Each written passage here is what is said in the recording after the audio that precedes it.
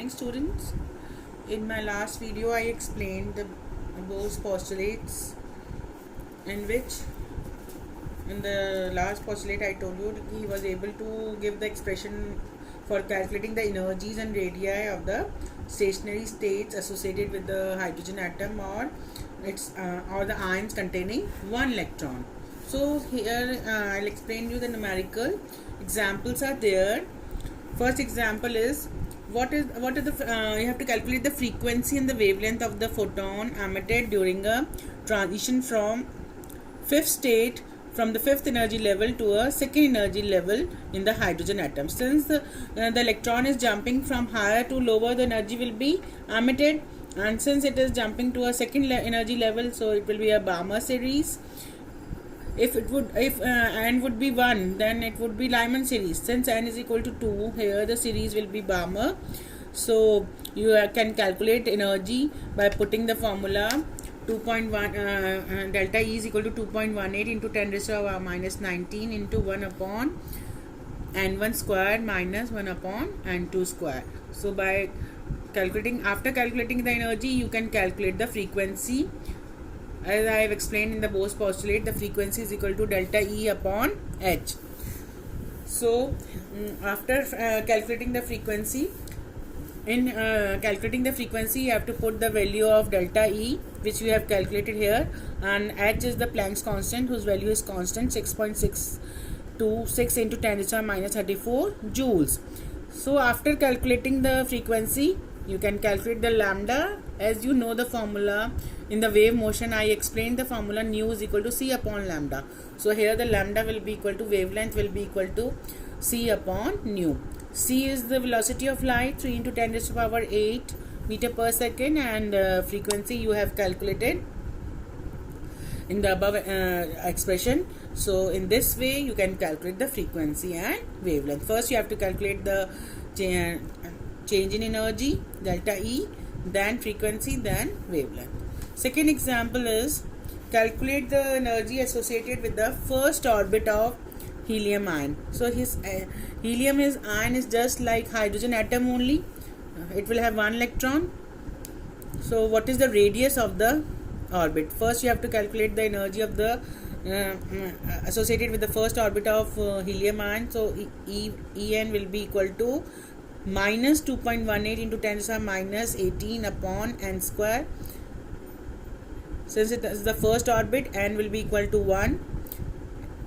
Minus 2.18 into 10 to the minus 18 into z square. What is z square? Z is here atomic number of helium. Atomic number of helium is 2. So the energy will be equal to minus 2.18 into 10 to the minus 18 into 2 square, 2 ka whole square upon 1 ka square. So energy comes out to be minus 8.72 into 10 to the minus 18 joules. After calculating the energy, you can easily calculate the radii. So since it is the radii of the first orbit, n will be equal to 1, and z will be the atomic number of helium 2. Here they have calculated the radii in nanometer. You can also calculate the radii in picometer. For picometer, you have to put the formula 52.9 into n square upon z. Here they have calculated in nanometer. So 0.0529 into n square upon z, and you will get the value of radii of the first orbit of helium. So these are the two examples. Further I will give you in the assignment. As I have explained you the Bohr's model, so there are the Bohr's model was not extended. There were some limitations of the Bohr model.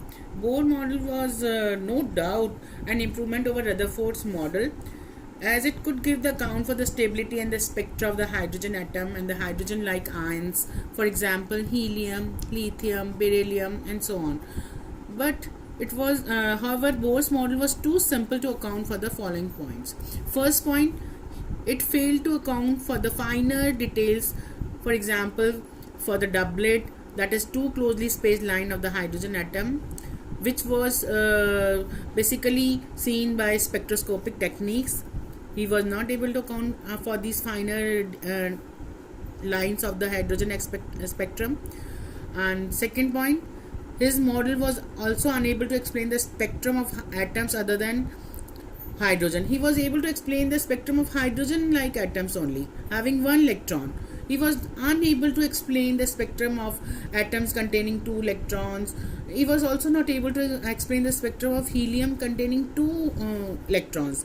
Further, he was unable to explain the splitting of spectral lines in the presence of magnetic field, that is known as Zeeman effect, and electric field, that is known as Stark effect.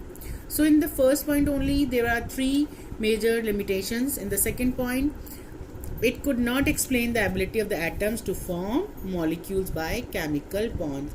He doesn't give idea how the molecules are formed, and he gave no idea about the chemical bond. So in other words, taking into account the points mentioned above, one needs a better theory which can explain the silent features of the structure of the complex atoms. Now, after the Bohr's model, we will move towards the quantum mechanical model of the atom. So, in view of the shortcoming of the Bohr's model, attempts were made to develop a more suitable and general model for atoms. So, two important developments which contributed significantly in the formulation of such a model were dual behavior of matter, that is known as de Broglie relationship, and the second development was Heisenberg's uncertainty principle. First, I would like to explain dual behavior of matter, that is known as de Broglie relationship. The French physicist de Broglie in 1924, he proposed that matter like radiation should also exhibit dual behavior. That is, the matter like radiation should have both particle as well as wave like property. This means that just as the photon has momentum as well as wavelength, the electron should also have momentum as well as wavelength. उसने बोला अगर photon के भी दोनों has a dual character, वो उसको momentum भी होता है और वेवलेंथ भी होता है, तो it behaves as a dual, it shows dual behaviour. Why not electrons?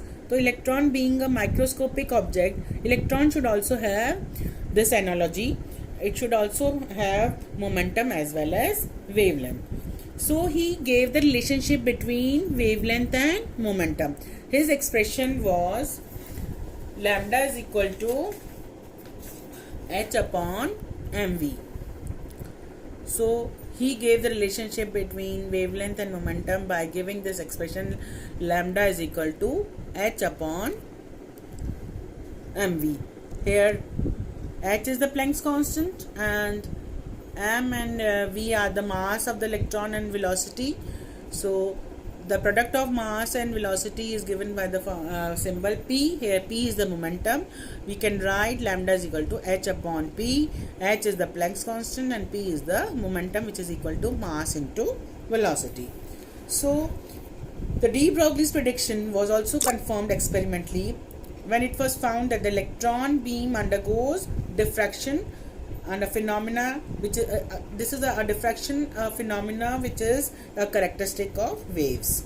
And by this there was a use of electron microscope, which is the electron microscope is a powerful tool than ordinary microscope, and it achieves a magnification of about 15 million times than ordinary microscope. And further, de Broglie was able to also explain, he explained that every object in motion has a wave character, but the wavelength associated with ordinary objects, अगर हम wavelength find out करेंगे इसके फॉर्मूले से ball और electron की, तो if we'll find the wavelength of a ball, it will be the wavelength will be too small to be calculated. But when the wavelength is found out by using the mass of the electron, then it was easy to calculate.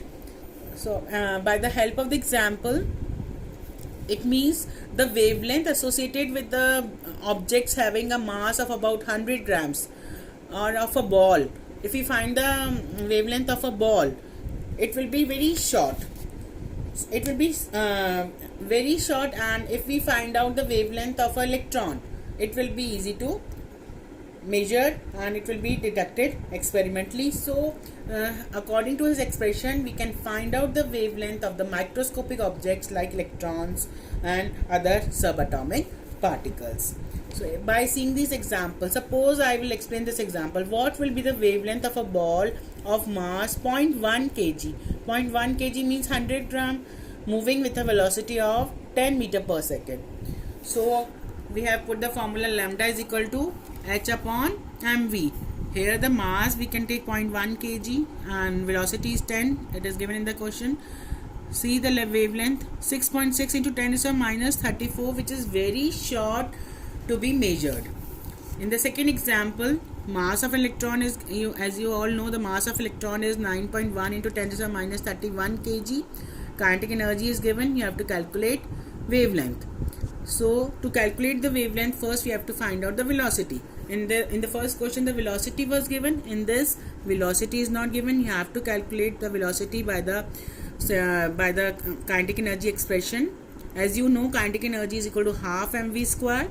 V square will be is equal to 2 into kinetic energy upon m, and V will be the under root of 2 kinetic energy upon m. In this way, velocity is first calculated.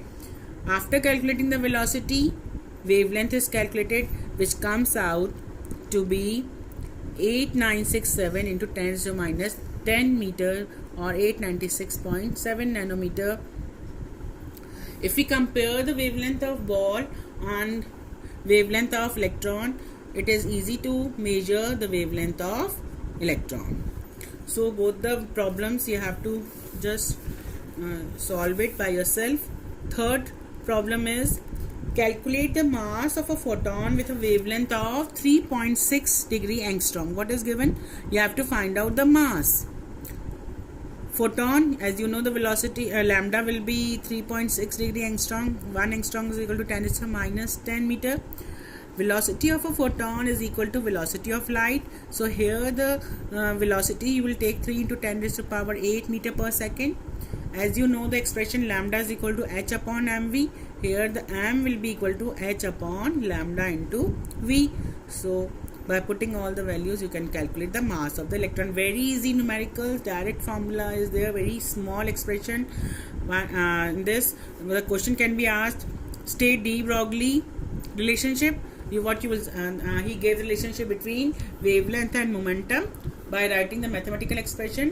One numerical of 2 marks is given. In this way, 3-mark question can be asked. Thank you. In the next video, I will explain Heisenberg's uncertainty principle.